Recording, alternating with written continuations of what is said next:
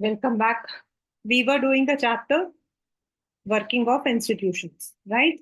और last class के अंदर हम लोगों ने पढ़ा था कि इंस्टीट्यूशंस किसको बोलते हैं, the mechanism through which the government runs, जो रन कर गवर्नमेंट जो चलती है, जैसे चलाते हैं, गवर्न करती है, उसके लिए how it has been divided. Now India के अंदर हम लोगों का जो है, we have a federal system. So in federal system, we have two kinds of arrangement. हम कहते हैं दो तरीके का arrangement. एक हमारा होता है horizontal and the second one is vertical. So right now in your class 9th you are going to study about the horizontal structure, जो कहता है आपका जो government है, it is divided into legislature, executives and judicial. इसको हम horizontal भी कहते हैं और इसको हम लोग जो है वह इंस्टीट्यूशंस के नाम से हम जानते हैं. राइट. टू अंडरस्टैंड कि ये कैसे बनता है, मतलब how this has been, constitution ने ऐसा क्या किया था, एंड विच ऑर्गन, कौन सा वाला जो ऑर्गन है वो कौन सा काम करता है. यानी कि यहाँ पर कहने का मतलब है what does legislature do, executives क्या करते हैं एंड जुडिशरी क्या करती है. We have just taken up one case study of Mandal commission. Right. So we are starting with the same.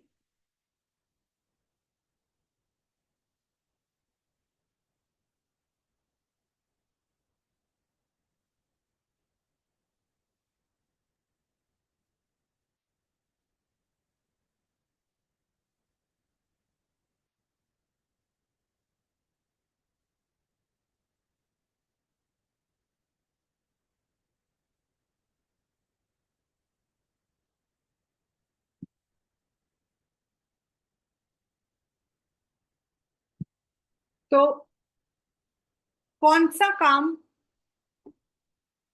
Execute legislatures करती हैं, कौन सा काम एग्जेक्टिव्स करते हैं, एंड विच कम्स अंडर जू. So this we have easily, we are going to understand.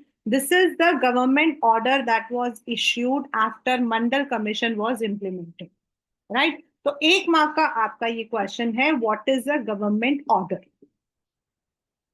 On August 13, 1990, the government issued an order which is called as Office Memorandum. Like all the government order, it had a number जो ऐसे ऊपर लिखा हुआ ना, देखो यहाँ पर government of India department of personnel and training, मतलब किस डिपार्टमेंट ने किया था, then what was the date, what was the और व्हाट वाज द सब्जेक्ट. इसको हम ऑफिस मेमो बोलते हैं. It had a number and known as OM number. This the joint secretary जो कि डिपार्टमेंट ऑफ पर्सोनल में था, अंडर मिनिस्ट्री ऑफ पर्सोनल, उन्होंने इसको साइन किया था. It was sign. It was quite short, barely one page, just like a circular or notice. The government issues hundreds of orders every day. लेकिन ये बहुत important था बिकॉज ये controversial था. Why it was important? Because it was controversial. तो इसमें क्या दिखाया गया था कि 27% of the total seats in the government and the educational institutions and for the post will be reserved specifically for the social and economically backward classes. That would be for socially and economically backward classes. इनको हम SEBC के नाम से जानते हैं. And for your kind information you have to right, मतलब आपके पास इसको लिखने के लिए 1 मार्कर में आ सकता है, what is the full form of SEBC. तो आप लोग इसको गलत नहीं करोगे.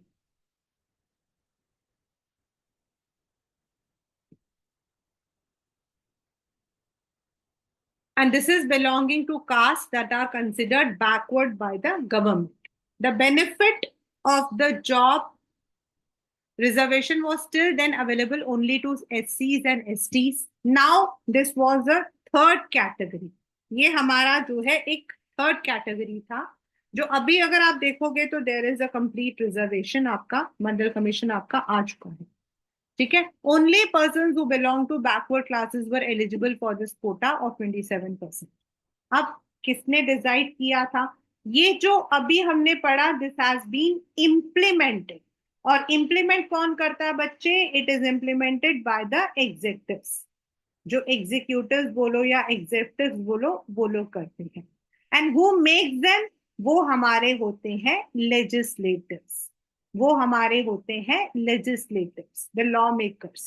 एंड जो डिस्प्यूट को सॉल्व करते हैं वो हमारे होते हैं judicial, right?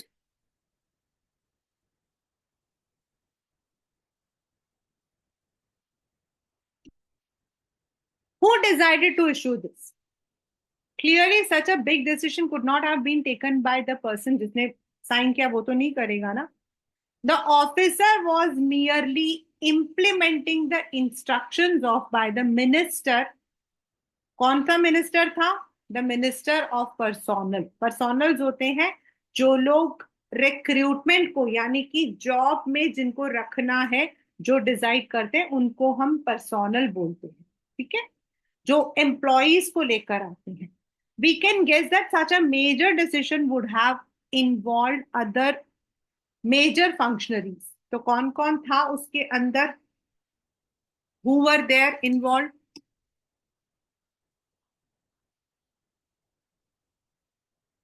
First, the prime minister, president. President को हम क्या बोलते हैं? President is the head of the state. हमारी कंट्री का जो हेड होता है, मतलब हम जितने भी हमारे एग्रीमेंट्स होते हैं, they are not sign by name. अगर मैं प्रेसिडेंट हूं तो मेरे नाम से नहीं जाता है, it is only the president of India, and he और she is also called as the first citizen of our nation, right? The prime minister is the head of government. ये वन वन मार्कर क्वेश्चन है, these are all one marker question, याद रखिएगा। जो government form होती है उसका जो leader होता है वो होता है प्राइम मिनिस्टर, एंड ही और she is elected through the elections which, जिसके अंदर हम पार्टिसिपेट करते हैं। और जो प्रेसिडेंशियल इलेक्शंस होते हैं उनमें हम पार्टिसिपेट नहीं करते हैं। Parliament consist of the Parliament consists of the president, two houses, Lok Sabha and Rajya Sabha. The prime minister must have the support of majority of Lok Sabha members, तभी वो बनते ही हैं। And so, क्या ये लोग involved थे? Now we have to read this office memo. हम memorandum को short form में memo बोलते हैं बच्चे। Was the culmination of a long chain of events. Culmination मतलब एक लंबा इवेंट हुआ था, उसका पूरा ये तोड़ है। मतलब पहले एक हुआ, उसके बाद दूसरा हुआ, फिर तीसरा हुआ, ऐसे। तो कैसे हुआ? द गवर्नमेंट ऑफ इंडिया, देखिए बच्चा, कोई भी मुद्दा अगर हम इंडिया में उठाते हैं, in our country the working system मैं बता रही हूँ।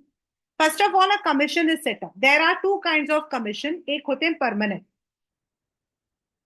जो अपना काम करते रहते हैं और अपने रिकमेंडेशंस देते हैं, एंड दूसरे होते हैं स्पेसिफिकली किसी एक मुद्दे को, किसी एक इश्यू को सॉल्व करने के लिए the appointment is done. So the second backward, ये सारा आपका वन वन मार्कर क्वेश्चन है। एवरीथिंग हैज कम, तो please please please do underline it and do it.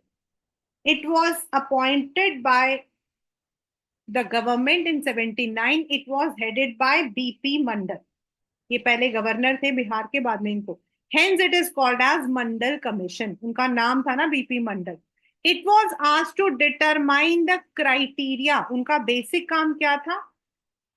To identify socially and educationally backward classes in India, and उनके लिए कुछ steps recommend करने। तो उन लोगों ने ओवर अ पीरियड जो है स्टडी किया कि भाई किस एरिया में कौन बैकवर्ड है, क्यों बैकवर्ड है, and it gave it report in 1980 and made many recommendation।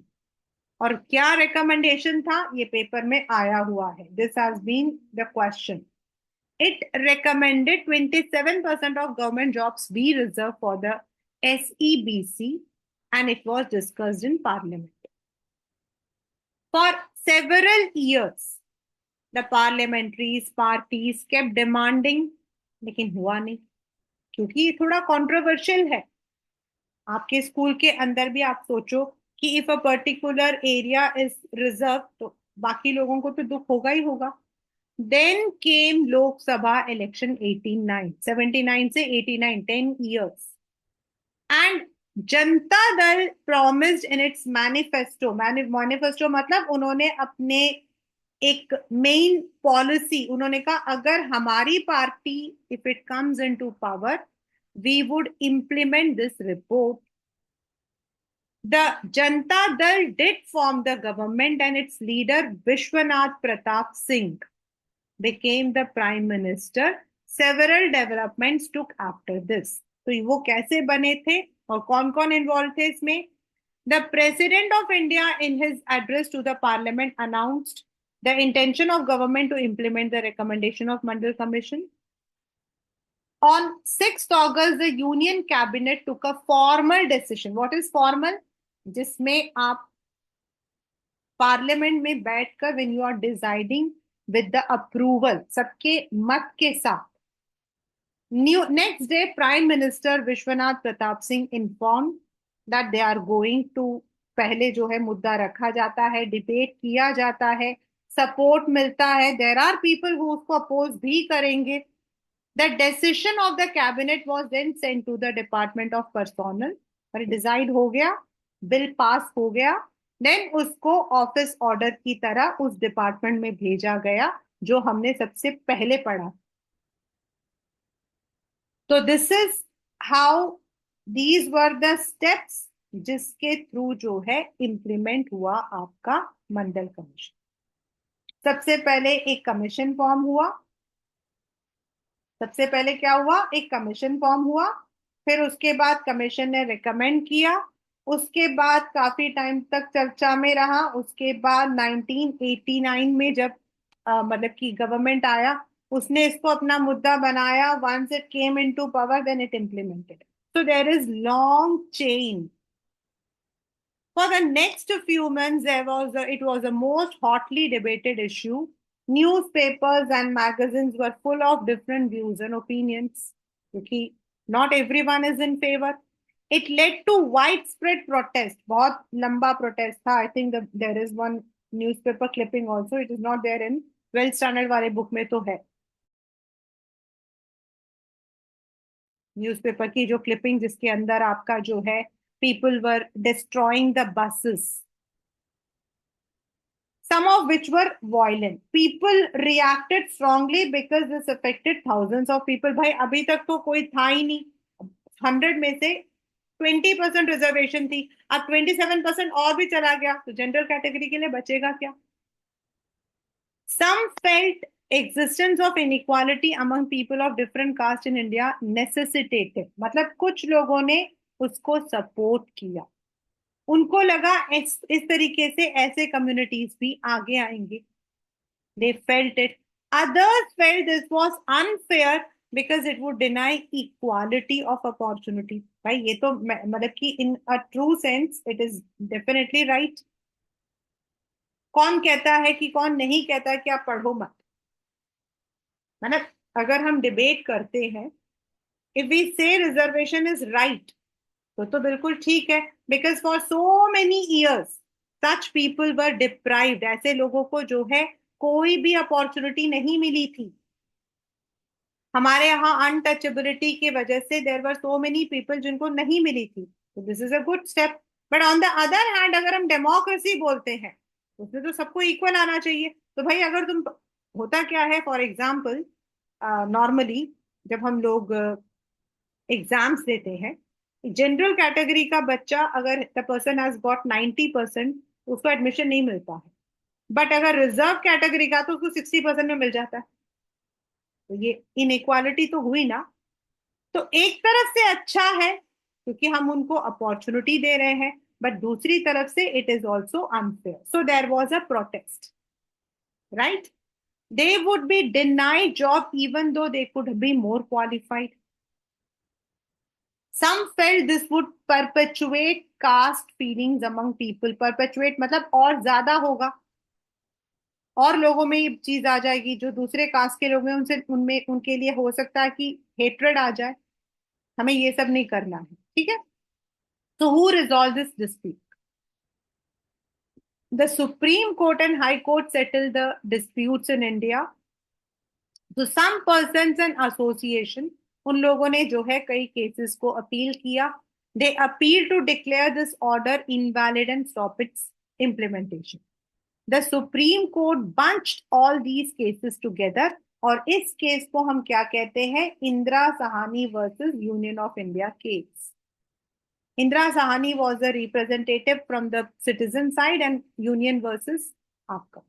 11 judges heard the arguments. By a majority, it declared the order was valid. At the same time, it also asked the government to modify the original order. उन्होंने कहा इनमें से जो well to do है उनको इसमें से exclude कर, means only the creamy layer should be excluded. And accordingly, the office memo was issued, and इस तरीके से उस दिन से आज तक हम उसको फॉलो कर, यानी कि अब तक हम लोगों ने कितने लोगों को पढ़ा? फर्स्ट हम लोगों ने पढ़ा prime minister, all the political parties, everybody, यानी कि आपके लेजिस्लेचर्स थे। Then we also saw that इसको इम्प्लीमेंट किया गया थ्रू द ऑफिस ऑर्डर, यानी कि आपके एग्जीक्यूटिव्स थे। And when there was a dispute, we had the judiciary.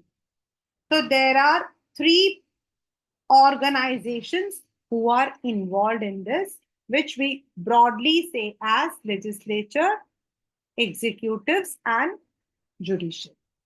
Right? So why do we need? जहां इंपॉर्टेंट होगा वो मैं लिख दूंगी, आप इसको अच्छे से लर्न करिए। We have seen how the government works. Governing a country involves various activities. For example, it is also ensuring the security, providing facilities of education, health, collecting the tax, spending the money on proper administration, defense and developmental program. मतलब government जो चलती है उसको ये सारे काम करने पड़ते हैं हमारे वेलफेयर के लिए, हमारे डेवलपमेंट के लिए। It has to, it also there might be some dispute also, तो कोई तो होगा उसको ठीक करने के लिए। एंड जुडिशरी इस काम को बखूबी से निभाती है। So to attend all these several arrangements are made, and such arrangements are called as institutions. A democracy works well when these institutions are assigned. French revolution में आपको याद होगा there were people जिन्होंने ऐसा ही मांगा था। इनफैक्ट जो उन्होंने अपना पहला जो बनाया था कॉन्स्टिट्यूशनल मोनार्की, उसके अंदर द किंग वाज पावर, उसके नीचे there were people, judiciary, legislative and आपके executive. The constitution of any country lays down the basic rules on the powers and functions of each institution. जैसे हमारे यहाँ the prime minister and cabinet take important policy. The civil servants यानी कि executives वो implement करते हैं, and the court जो होता है that decides, यानी कि this is आपका legislature, this is आपका executive, and this is आपका judicial. Working with institutions is not easy because it involves rule. It binds the leader. Institutions involve meeting, committees, routine. कई बार इतने लंबे लंबे आपके डिबेट्स होते हैं, कई बार कोई भी जो आपके मतलब डिसीजंस होते हैं, they are not implemented. One might feel it is better to have one person to take all the decision procedures, but some it is not the spirit. मतलब कई बार तो लगता है भाई डिसीजन अपने आप ही ले लो ना, लेकिन अगर ऐसा अपने आप ही सारे डिसीजन लेंगे तो maybe the wrong decisions are also taken. And decisions India के अंदर या any country which is having a parliament उसको पहले डिबेट करते हैं। डिबेट क्यों करते हैं? हर एक इंसान के जो व्यूज हैं उनको भी सुना जाता है। That is, some of the delays and complications introduced are very useful. They provide an opportunity for a wider set to be consulted. कई बार उनको जुडिशरी में रिव्यू के लिए भेजा जाता है, एक्सपर्ट्स के पास भेजा जाता है. Institutions make it difficult to have a good decision taken very quickly, but also it is equally difficult to rush through a bad decision. Is मतलब कि why इसमें आपका क्वेश्चन आता है, why there is, बहुत कम आया है, delay in decision making. क्यों होता delay? Because many people are consulted.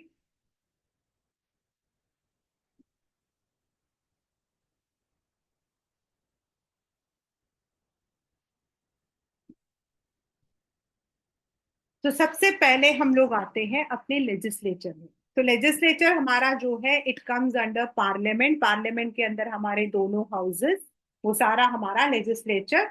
और जो लोकसभा है उसके लिए जो मेंबर्स आपके इलेक्ट होते हैं, prime minister, the cabinet of minister, they all will be coming under executives.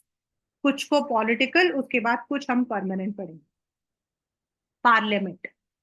Now, in the example of office memo, do you remember the role of parliament? Parliament में discuss किया गया. The report of the Mandal was discussed. The President of India mentioned. The Prime Minister made a dash. तो parliament directly नहीं बनाते हैं, लेकिन parliamentary discussions आपके होते हैं, which brings the positive and negative side. They brought pressure on the government to act on Mandal recommendation of, if parliament was not in favor, government नहीं कर सकता था. Parliament कौन है? The people who are in Lok Sabha and Rajya Sabha. So parliament क्या है? Why do we need a parliament? और ये आपके schools में, maximum schools में आता है for 3 marker. This is an important question. This is a very important question. कि what are the functions of parliament? Direct question है, सीधा आता है इसमें. In all democracies, an assembly of elected representatives exercise supreme political authority on behalf of. In India, such a national assembly of elected representative is called as parliament. US के अंदर हम लोग इनको कांग्रेस के नाम से जानते हैं, हमारे यहाँ हम इसको पार्लियामेंट बोलते हैं. And we have taken this idea from British. Britain के पार्लियामेंट्री सिस्टम से हमने इसको लिया है. एट द स्टेट हम इसको लेजिस्लेचर के नाम से जानते हैं. जितने भी हमारे स्टेट्स हैं ना, if you are living in Delhi, तो दिल्ली स्टेट लेजिस्लेचर, आंध्र प्रदेश उनका अपना. एंड इन हमारे यहाँ पर इवन जैसे हमारे यहाँ parliament has 2 houses, Lok Sabha and Rajya Sabha. Similarly हमारे यहाँ पर there are some legislative assembly जहां आपके 2 लेजिस्लेटिव मतलब कि 2 हाउसेस हैं. दैट इज महाराष्ट्र, आंध्र प्रदेश, उत्तर प्रदेश, इनमें 2 असेंबलीज भी 2 हैं. दैट इज बिकॉज वो जो स्टेट्स हैं वो काफी बड़े हैं. विधानसभा एंड विधान परिषद करके. The name may vary in different countries. हमारे यहाँ पर we call it as parliament and Lok Sabha, Rajya Sabha, then legislature. बाकी जगहों पे दूसरे नाम से बुलाते हैं. तो now why do we need parliament? हमें यही क्वेश्चन लर्न करना है. This is important. Parliament is the final authority. Why it is called as the final authority? Because here it is debated. यहाँ पर उसको debate किया जाता है. The task of making the law legislation is so crucial that these assemblies are called legislatures. Parliament all over the world can make new law, change existing laws or abolish. जैसे हमारे यहाँ पर revoke हुआ था Article 370. Parliament all over the world exercise some control over those who run the government. कैसे? लोकसभा में जो members हैं उनमें से जो 2/3 मेंबर्स हैं वो सपोर्ट करते हैं उस पार्टी को जो रूलिंग है, और जो बाकी लोग होते हैं they are opposition. So they also make control रखते हैं कि गवर्नमेंट गलत स्टेप नहीं बनाती है. तो ये सब बैठते कहाँ पे? पार्लियामेंट में बैठते हैं. And Rajya Sabha, then President, they also ensure कि कोई भी जो डिसीजन है उसे जल्दबाजी में नहीं लिया जा रहा, at least they give there recommendation. Parliaments control all the money that the government has, क्योंकि पार्लियामेंट के अंदर जो हमारे जितने भी मेंबर्स हैं, जिनको हम बाद में कैबिनेट मिनिस्टर्स की तरह लेते हैं, वो लोग होते हैं जो डिसाइड करते हैं how much money has to be spent on which area. So this is also done only in parliament. The parliament is the highest forum for discussion and debate on public issues and national policy in any country. And in India, we have two kinds of houses. So now the two kinds of houses. Since और आपके इस बारे में से आपके differentiate between Lok Sabha and Rajya Sabha एक आ सकता है, और उसी के ऑप्शनल में आपके आता है why does Lok Sabha exercise more power than Rajya Sabha. ये मैंने आपको जो समरी वाला सेक्शन था उसमें ऑलरेडी मैं करवा चुकी हूँ, तो याद रखना. Since parliament plays a central role in modern democracy, in most countries divide the role and powers of parliament. They are called as chambers or houses. और हमारे यहाँ पे हाउस क्या है? One, directly elected by the people, यानी कि Lok Sabha. And the second, which is indirectly. Why it is said indirectly? क्योंकि जिनको हमने लोकसभा में इलेक्ट किया है, वो लोग जिनको हमने लेजिस्लेटिव असेंबली में इलेक्ट किया है, वो लोग राज्यसभा के जो मतलब रिप्रेजेंटेटिव्स हैं उनको इलेक्ट करते हैं.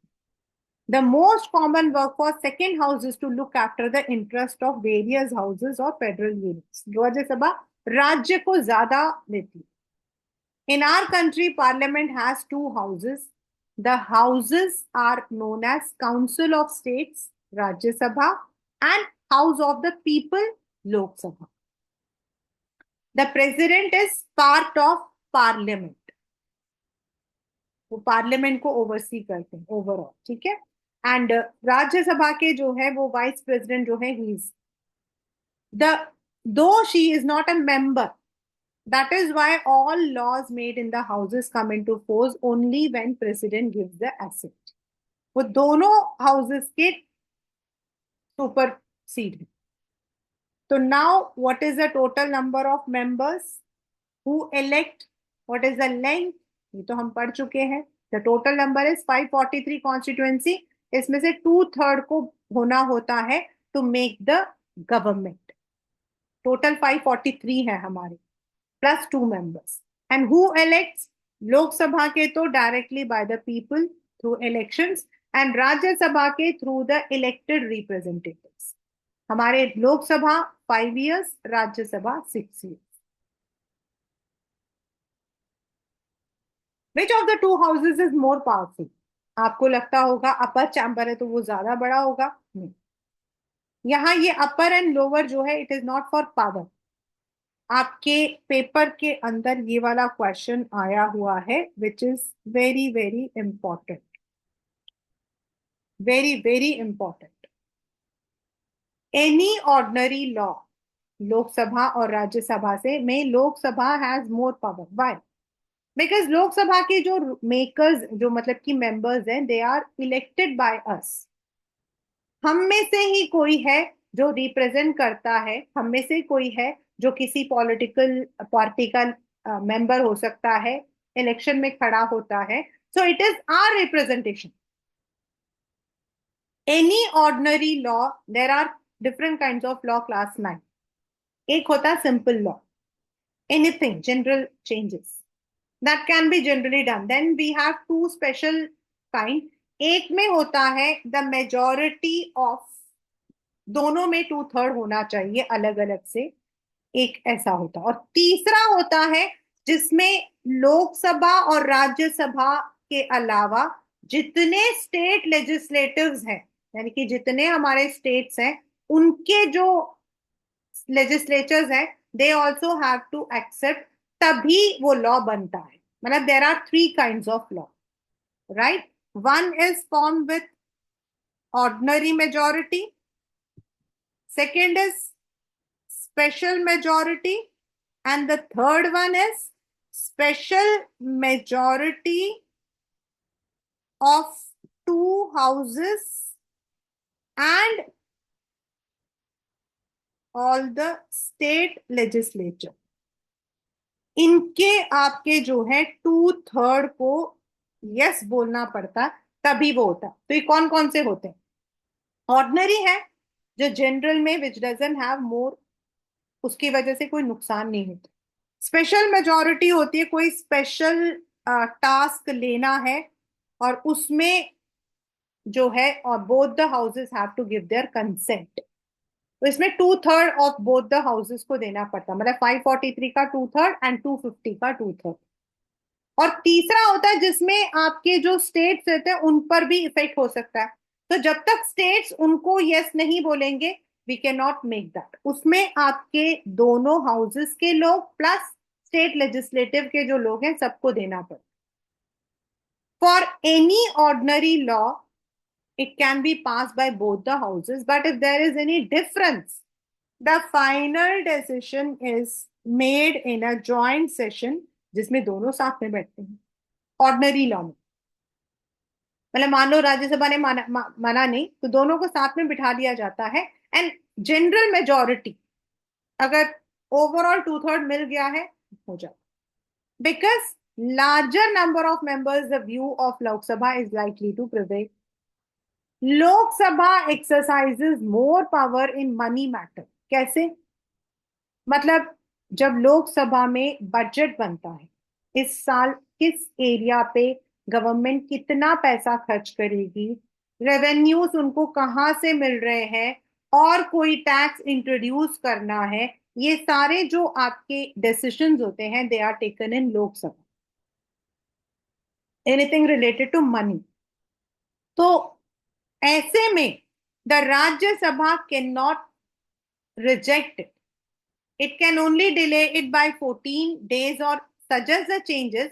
लेकिन अगर लोकसभा नहीं मानता है तो इट हैज टू एक्सेप्ट, मतलब लोकसभा का पावर ज्यादा होता है। Most importantly Lok Sabha controls a council of minister. Only a person who enjoys the support of majority is appointed as a prime minister.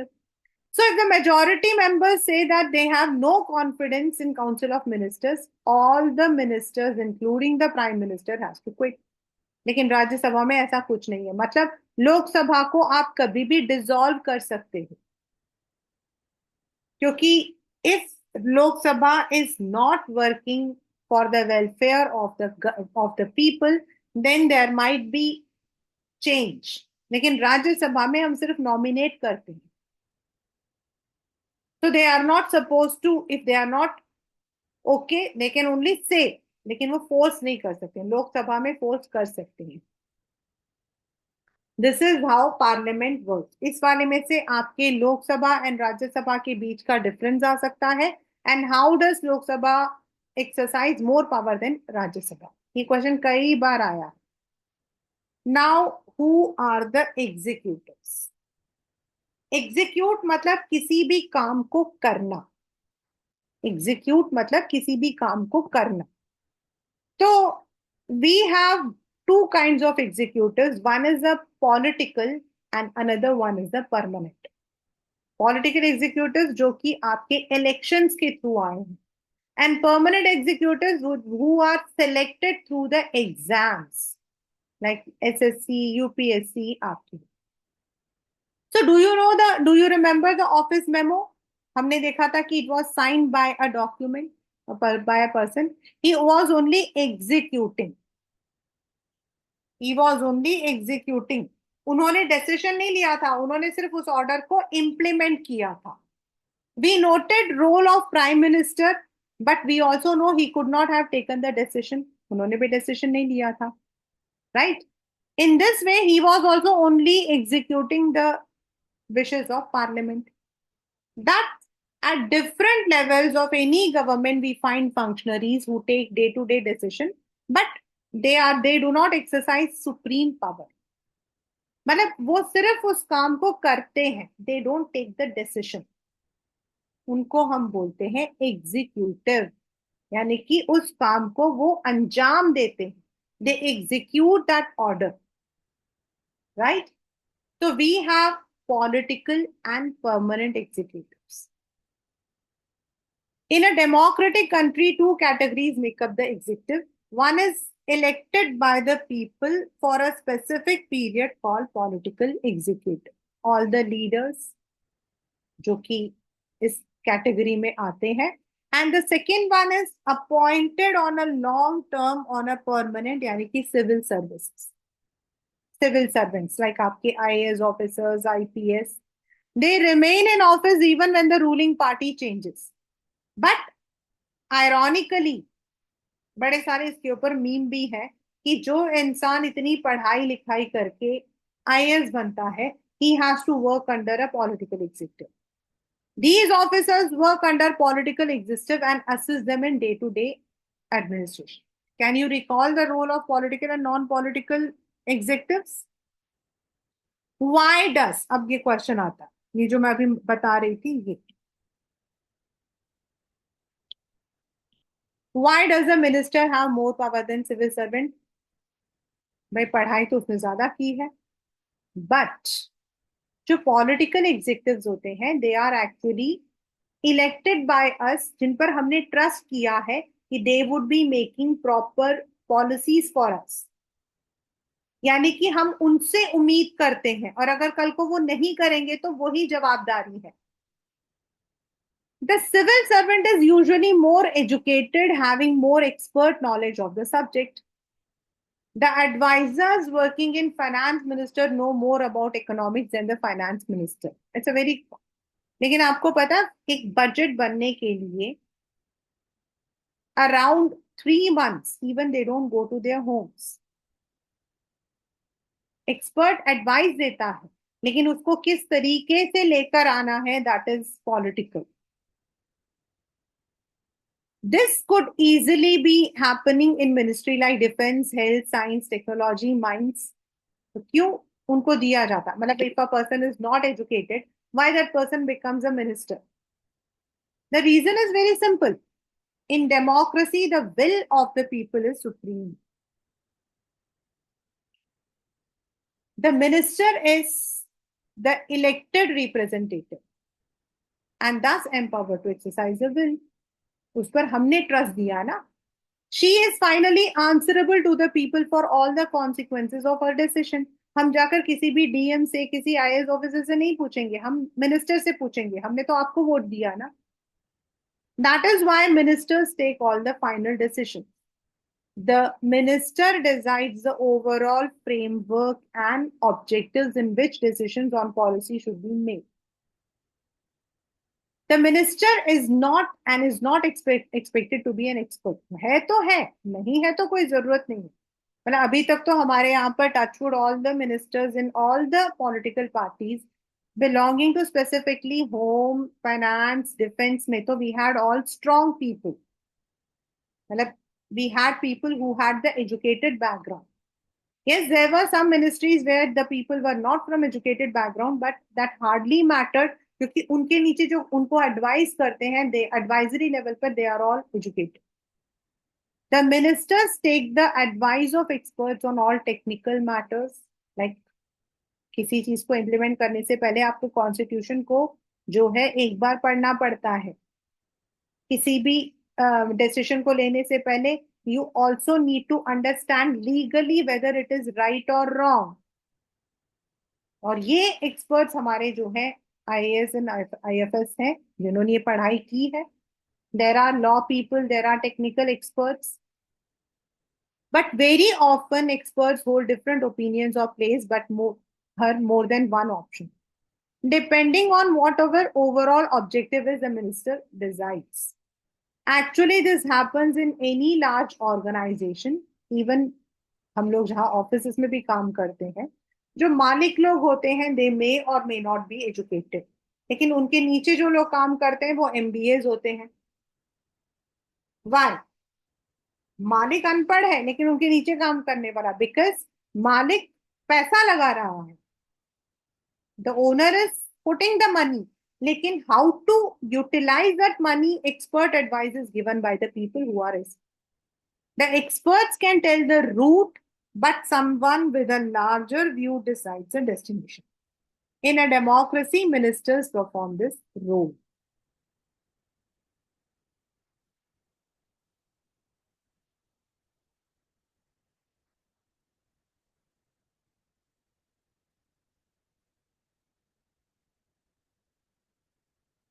This is the cartoon. No reservation for this quota, Amul. Reservation for outstanding butter classic. This was a मतलब कि cartoon जो उस वक्त में use हुआ था, मतलब अमूल का तो हमेशा रहता है, when the debates were going on. और बटर इसलिए यूज किया गया है क्योंकि सुप्रीम कोर्ट ने कहा था जो क्रीमी लेयर्स है, यानी कि the people who are actually earning, they should not be given the benefit of reservation. तो रीड द इमेज में आपका ये है, this is the office memo. अगर पेपर में पिक्टोरियल क्वेश्चन आएगा तो this is the office memo, right? So I'll not be continuing with Prime Minister because once we start with Prime Minister, it's quite long. Pehla Prime Minister, then what are his functions? And again, I would say Prime Minister wala jo question hai, it has been there in all the schools, most of the schools till now.